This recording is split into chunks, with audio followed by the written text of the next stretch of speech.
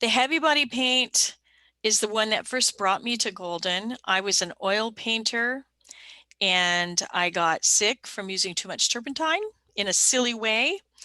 That wasn't a good thing. But I switched over to acrylic paints, about 25 or 30 years ago. And took me a couple of years to find an acrylic paint that I really liked.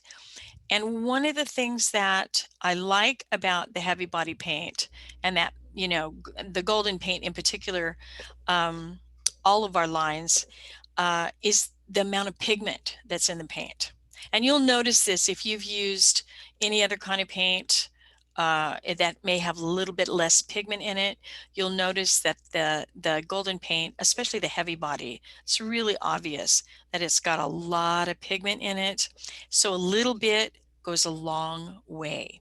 And I'm actually going to show you how to take a little bit of paint and make a lot of paint with it and not lose any color, not lose any saturation. It's kind of a magic trick. So I'll show you how to do that. The fluid paint, as I said, has that wonderful, soft, quality, creamy, lays down flat.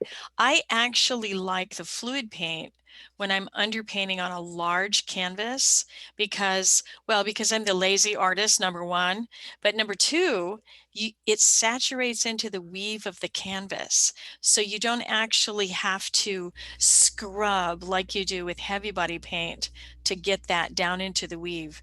The fluid paint will saturate that canvas and flow down into it. So your underpainting can get done and dry pretty quickly, and so you can move on.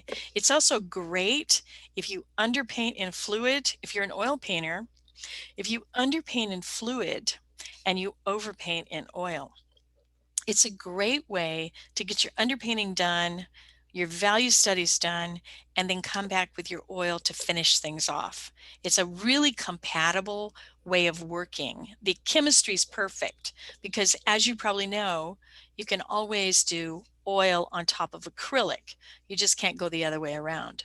So underpainting in fluid acrylics, it cuts your time in half for oil painters. It's really astonishing that way. Here is a good example of the difference in viscosity of the two types, the fluid and the heavy body. You can see the fluid coming off of the mill there and that thin, creamy-like consistency versus the heavier heavy body and that more, impasto kind of paint. And then when they get down here and they scrape the end of the mill, take a look on the left-hand side at the fluid acrylics and look at the way that that just comes down. See how creamy that is? And then how heavy the heavy body is. Big difference there. Big, big difference. The interesting thing, though, is they both have the same amount of pigment in them. So if you buy a 1 ounce of fluid and you buy a 1 ounce of heavy body, they're going to have the same amount of pigment. So it's an interesting thing, and kind of can sometimes trip people up because they think the fluid acrylics might be thinned with water or something. And it wouldn't be possible to do that, to make acrylic paint with a lot of water in it, because water has no binder, and so the pigment particles wouldn't stick together if we just took heavy body and put water in it. Okay, so